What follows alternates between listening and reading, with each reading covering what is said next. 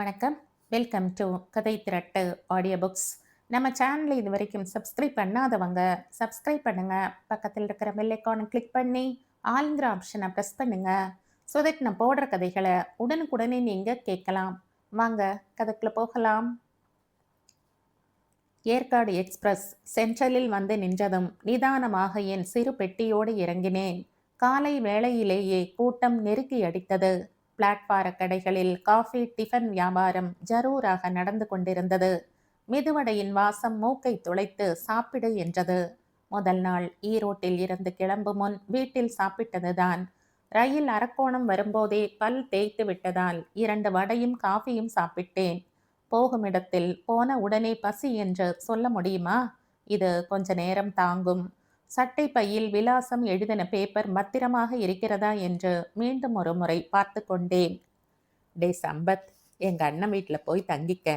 அண்ணனுக்கு கடுதாசி எழுதி போட்டுட்ட. பெரிய வீடு, உனக்கு வசதிக்கு ஒரு குறையும் இருக்காது. வேளா வேலைக்கு சாப்பாடு டிஃபன்னு நல்லா கவனிச்சுப்பாங்க என்று கூறியிருந்தாள் அம்மா. அப்பா தன் பங்குக்கு ஒன்று விட்ட சகோதரியின் விலாசம் கொடுத்தார். அட்லீஸ்ட் பார்த்துட்டாவது வாடா என்றார். ஒன்றுக்கு 2 விலாசம் கையில் இருந்ததால் முதலில் எங்கு செல்வது என்று குழம்பியது மனசு.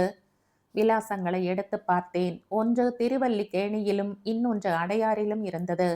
அப்பாவின் ஒன்று விட்ட சகோதரி திருவல்லிக்கேணியில் இருந்தாள். முதலில் அவளை பார்த்து குசலம் விசாரித்துவிட்டு பிறகு அடையாறில் இருக்கும் மாமா வீட்டுக்கு போவது என்று முடிவு செய்தேன். அலுவலக விஷயமாய் சென்னை வந்திருக்கும் நான் சென்னைக்கு புதுசு. ஈரோட்டிலேயே பிறந்து வளர்ந்து விட்டதாலும் எங்கள் வீட்டிற்குத்தான் மற்றவர்கள் அதிகம் வந்து செல்வதாலும் எனக்கு ஈரோட்டில் இருந்து யார் வீட்டுக்கும் போக பிரியமோ எதுவுமோ இல்லை. அடையாறில் இருக்கும் மாமா கூட எப்பொழுதாவது ஈரோட்டுக்கு வந்தால் எங்கள் வீட்டில்தான் தங்குவார். சில நேரம் குடும்பத்தோடு கூட வந்து தங்கி இருக்கிறார். கலகலப்பாய் பேசுவார். அம்மா அவர்களுக்கு ராஜ உபசாரம் செய்வாள். ஆனால் திருவல்லிக்கேணி அத்தையோ எங்கள் வீட்டுக்கு வந்ததே இல்லை. எனக்கு அவளிடம் அதிகம் பழக்கமும் இல்லை. எனவே அவள் வீட்டில் தங்குவது எனக்கு உசிதமாகப்படவில்லை. மாமா வீட்டில் அனைவரும் பழகிய மனிதர்கள். வசதி நிறைந்த வீடு என்பதால் அங்கே சென்றுவிடவே விரும்பினேன். ஆனாலும் பிறகு நேரம் கிடைக்குமோ கிடைக்காதோ என்பதால் முதலில் அத்தையை பார்த்துவிட்டு போக நினைத்து திருவல்லிக்கேணி போங்க என்று சொல்லி ஆட்டோவில் ஏறி அமர்ந்தேன். திருவல்லிக்கேணியின் சந்து பொந்துகளில் எல்லாம் நுழைந்து ஒரு அழுக்கான வீட்டின் முன் நின்றது ஆட்டோ. வீட்டின் முன் 2 எருமைகள் தான் போட்ட சாணியிலேயே இப்படியும் அப்படியும் நகர்ந்து நாசம் பண்ணி கொண்டிருந்தது. ஆட்டோ நின்றதும் வீதி முழுக்க யார் என்று மகா வம்புடன் எட்டி பார்த்தது. வீட்டு வாசலில் ஒரு வயதானவர் தினத்தந்தி படித்து கொண்டிருந்தவர் என்னை கண்டதும் பேப்பரை தாழ்த்தி யாரு என்பது போல பார்த்தார். இங்க செண்பகம்னு. ஆமா, உள்ள நேரா போங்க, கடைசி வீடு என்றார். வீடு ஸ்டோர் மாதிரி 7-8 குடித்தனங்கள் கொண்டதாயிருந்தது. உள்ளே நுழைந்ததுமே லேசான இருட்டு. நடையை தாண்டி பாசி படிந்த முற்றம். அதையும் தாண்டி வருவதற்குள் ஒரு குடித்தனமும். பார்த்த பார்வை சட்டென வெறுப்பாயிருந்தது எனக்கு. உடனே இங்கிருந்து புறப்பட்டு விட வேண்டும். காஃபிக்கு கூட நிற்கக்கூடாது. செண்பகா, உங்க வீட்டுக்குத்தான் விருந்தாளி, ஒரு பெண்மணி கத்த, பெரியவர் சொன்ன வீட்டில் இருந்து ஒரு நடுத்தர வயது மாது வெளியே வந்தாள். யாரு என்றாள் என்னை பார்த்து. நீங்க தான் செண்பகமா? ஆமா, நான் ஈரோட்ல இருந்து வரேன். பாலச்சந்திரன் பிள்ளை சம்பத் என்றேன். அத்தையின் முகம் சட்டென்று மலர்ந்து போயிற்று. கண்களில் 1000 வாட்ஸ் பல்பு எரிந்தது. அடடே, சம்பத்தா? உள்ளவாப்பா. என்னங்க?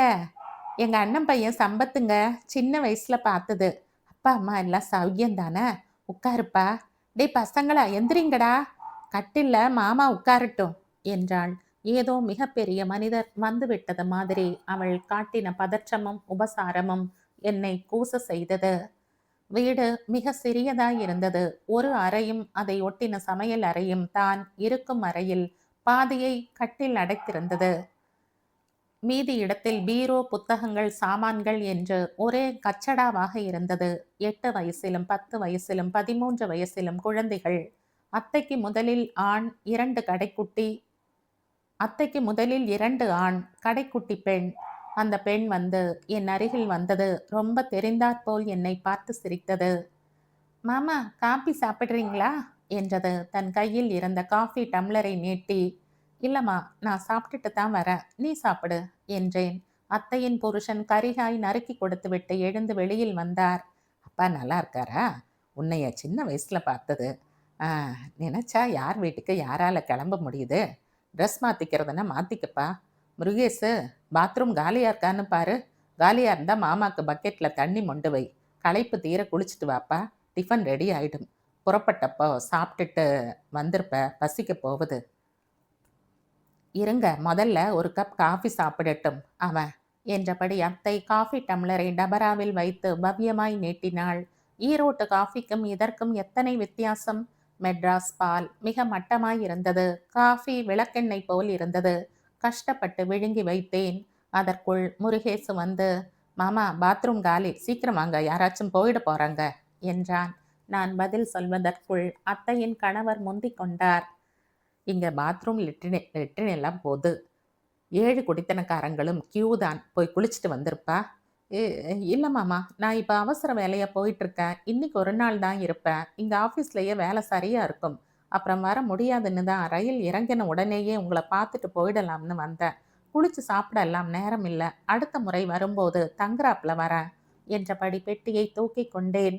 மூத்த பையன் சட்டென்று என் கையை பிடித்து கொண்டான். சரி மாமா, குளிக்காட்டி போகுது, எங்களோட உட்காந்து 2 இட்லியாவது நீங்க சாப்பிட்டுட்டு தான் போகணும் என்று பிடிவாதம் பிடிக்க எனக்கு தர்ம சங்கடமாயிற்று. கடைக்குட்டி அவசரமாக டிஃபன் பிளேட்டும் நீரும் கொண்டு வைத்தது. அத்தை வெள்ளை வெளியேர் என்று பஞ்சு மாதிரி இட்லிகளை பிளேட்டில் வைத்தாள். வேறு வழி இல்லாமல் உட்கார்ந்தேன். 2 போதும் என்றேன். அட சாப்பிடுப்பா, வயசு புள்ள இப்படி கூச்சப்படுறையே, எங்க ரேணுகாவை 8 சாப்பிடும் என்று சிரித்தார் மாமா. கடைக்குட்டி அடுக்கில் இருந்து இன்னும் 2, 3 இட்லிகளை எடுத்து என் தட்டில் வைத்தது. ஊருக்கு போறதுக்குள்ள இன்னொரு தரம் வாங்க மாமா என்றான் இரண்டாம் அவன். சரி என்று தலையாட்டினாலும் வருவதான உத்தேசமே எனக்கில்லை.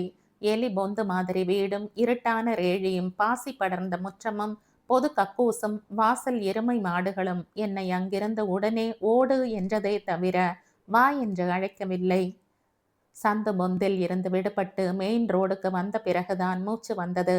அத்தையின் மூத்த பையன் வழிகாட்ட கூடவே வந்திருந்தான். அப்போதுதான் நான் வெறுங்கையோடு அத்தை வீட்டுக்கு சென்றுவிட்டு நினைவு தோன்றியது. அருகில் இருந்த பெட்டி கடையில் பெருசாய் ஒரு கிரீம் பிஸ்கட் பாக்கெட் வாங்கலாம் என்ற விலை கேட்டேன். எதுக்கு மாமா என்றான் பையன். உங்களுக்கு தாம்பா. வேணாம் மாமா. ஏன்பா, சாப்பிடுங்க. வேணாம் மாமா, இதெல்லாம் அப்பாவுக்கு பிடிக்காது. அட, அப்பா அப்படித்தான் சொல்வாரு, நான் தான் வாங்கி தந்தேன்னு சொல்லு என்று நான் தைரியப்படுத்த பையன் பிடிவாதமாய் மறுத்ததோடு ஓடியே போய்விட்டான். இனி என்ன செய்வது என்று நினைத்து கொண்டே மற்றொரு ஆட்டோ பிடித்த அடையாருக்கு புறப்பட்டேன். மாமா வீட்டை கண்டுபிடித்து இறங்கியதும் ஒரு கணம் அசந்து போனேன். எத்தனை அழகான வீடு, எத்தனை வித மரம் செடிகள். வாசலில் நாய்கள் ஜாக்கிரதை என்று எழுதியிருந்தது. அத்தோடு ஸ்டூல் போட்ட ஒரு கூர்காவும் அமர்ந்து பீடி பிடித்து கொண்டிருந்தான். உள்ளே அம்பாசிடர் ஒன்றும் மாருதி ஒன்றும் நின்றிருப்பது தெரிந்தது. யாருங்க வேணும்? ரவிச்சந்திரன் சார் இருக்காரா? நீங்க யாரு? நான் அவருக்கு உறவு.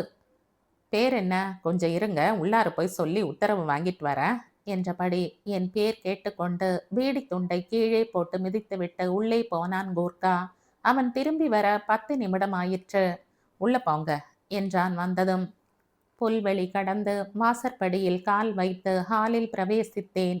எத்தனை அழகான வீடு என்று மறுபடியும் வியந்தேன். ஒவ்வொரு இன்ச்சிலும் செல்வ செழிப்பும் கலை உணர்வும் நிறைந்திருந்தது. ஹாலில் யாரும் இல்லை. கூர்கா சரியாக சொன்னானா என் பெயரை என்ற சந்தேகம் எழுந்தது.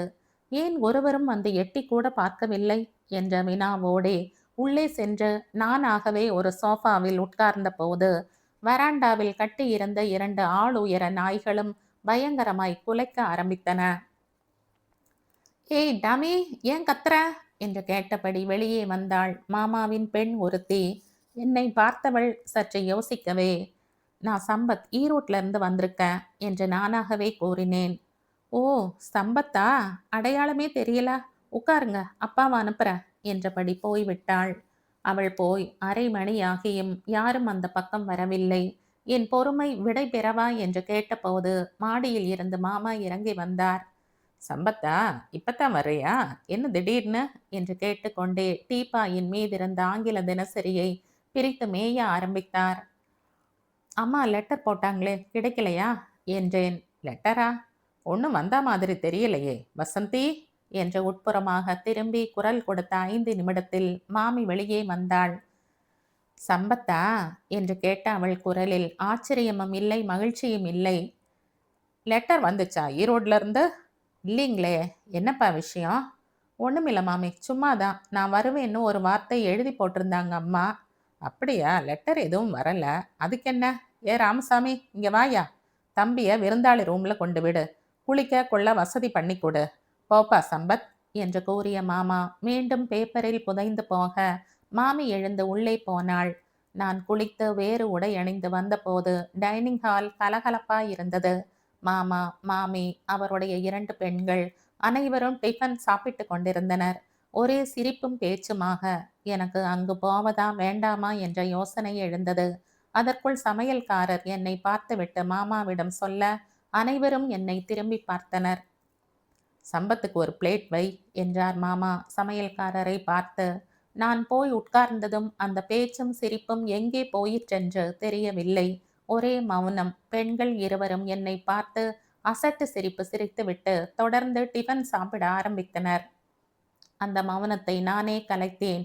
பெண்களிடம் அவர்கள் படிப்பு பற்றி கேட்டேன். சுருக்கமாக ஒரே வரியில்தான் பதில் கிடைத்தது. என்னை பற்றியோ அப்பா அம்மாவை பற்றியோ அவர்கள் ஏதாவது விசாரிப்பார்கள் என்று எதிர்பார்த்து ஏமாந்தேன். நெய் வழிந்த பொங்கல் கசப்பாய் தொண்டையில் இறங்கியது. டிஃபன் சாப்பிட்ட பிறகு நான் அலுவலக வேலையாக புறப்பட்டு விட்டேன். கிளம்புவதற்கு முன் மாமாவிடம் சொல்லிக் கொண்டு புறப்படலாம் என நினைத்து வெளியே வந்தேன். ஹாலில் யாரும் இல்லை. ஏனோ உரிமை இல்லாத இடத்துக்கு வந்து விட்டது போல் கால்கள் ஹாலை விட்டு வேறெங்கும் சுதந்திரமாய் செல்ல தயங்கியது. மாடியில் மாமாவின் குரல் கேட்க தைரியத்தை வரவழைத்து கொண்டு மாடிப்படி ஏறினேன். கிட்டே போக போக சம்பாஷணைகள் தெளிவாக கேட்டது. டாடி, அது எத்தனை நாள் இங்க தங்கும்? யார் கண்டாம் அது? திடுதுப்புன்னு வந்து நிற்கிறான். வெளியே போன்னா சொல்ல முடியும்? எனக்கு என்னமோ உங்க தங்கச்சி காரணத்தோட தான் அனுப்பியிருப்பான்னு தோணுது. பெரிய இடத்துல சம்பந்தம் பண்ணிக்கலாம்னு கனா காண்றா போல இருக்கு. வே, இதை யார் பண்ணிப்பா? என்ன பண்ணிக்கவும் ஒரு தகுதியும் அழகும் வேண்டாம். ஷு, மெல்ல பேசு. வந்ததும் வந்துட்டா, இருந்துட்டு போகட்டும். யாரும் மேலே விழுந்துக்கிட்டு பேச வேண்டாம். நீங்க பேசுனாலும் இங்க யாரும் பேச தயாரா இல்லை. இருந்தாலும் வீட்டில் திடீர்னு ஒரு ஆள் எக்ஸ்ட்ராவா வந்துட்டாலும் நம்ம ப்ரைவசி போயிடுதே. பேசி சிரிக்க முடியல. ஆமாம்ப்பா, காலையில் ஜாலியாக டிஃபன் சாப்பிட்டோம். அவன் வந்ததும் என்ன பேசுறதுனே தெரியல. அவன் எதிர்க்க பேசி சிரிக்கவும் முடியல. இன்னும் எத்தனை நாள் இருப்பேன்னு கேட்டுருங்கப்பா. கேட்டுருவோம். நான் கீழே வந்தேன். 10 நிமிடம் கழித்து மாமா கீழே வந்தபோது நான் பெட்டியோடு தயாராய் நின்றிருந்தேன்.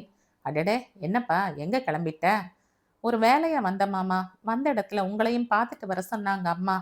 அவங்க வார்த்தையை தட்ட வேணாமேன்னு வந்தேன். ஆஃபீஸ் வேலை முடிஞ்சதும் நைட் அப்படியே ஈரோட்டுக்கு வண்டி ஏறிடுவேன். அட என்னப்பா வந்துட்டு இப்படி காலில் கஞ்சி ஊற்றிக்கிட்டு ஓடுற? ஒரு வாரம் இருந்துட்டு போலாம் இல்ல? இங்க இருக்க இடமில்லையா, வசதி இல்லையா? உண்மைதான். வீடு பெருசாய்த்தான் இருந்தது. வசதிகளுக்கும் பஞ்சம் இல்லை.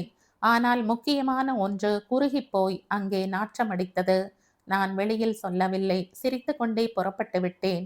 நேராக என் தலைமை அலுவலகத்திற்கு சென்று என் பணியில் ஈடுபட்டேன்.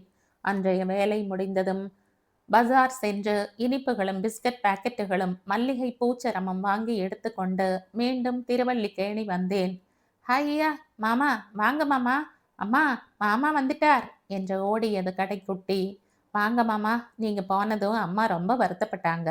நீங்க இருப்பீங்கன்னு ரொம்ப சந்தோஷமா இருந்தாளாம். ஆனா நீங்க உடனே புறப்பட்டதும் எங்களுக்கெல்லாம் சப்புன்னு ஆயிட்டது மாமா என்றான் பெரியவன். வா சம்பத் என்ற முகமலர வரவேற்றாள் அத்தை. நீங்க வருத்தப்பட்டதா முருகேசு சொன்னா. அதான் சாமி எனக்கு இன்னும் ஒரு வாரம் வேலையை கொடுத்துடுச்சு. ஒரு வாரம் நான் இங்கே தான் தங்க போகிறேன். முருகேசு, பாத்ரூம் காலியாக இருக்கான்னு பாரு. தெரியாதனமா ஒரு மயானத்தில் நுழைஞ்சிட்ட.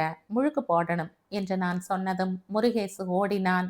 வாசலில் இருந்து வந்த சாணி நாற்றத்தை மல்லிகை மனம் போல இழுத்து நுகர்ந்தபடி அத்தையை பார்த்து பளிச்சென்று சிரித்தேன். நான் குளித்துவிட்டு வந்தபோது அத்தை சுட சுட சமைக்கும் வாசனை வீடு முழுக்க பரவி கொண்டிருந்தது.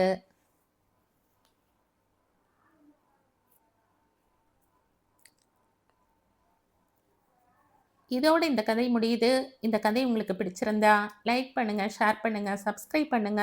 மற்றும் ஒரு இன்ட்ரஸ்டிங்கான கதையோட மற்றொரு வீடியோல சந்திப்போம். பாய். Thank you.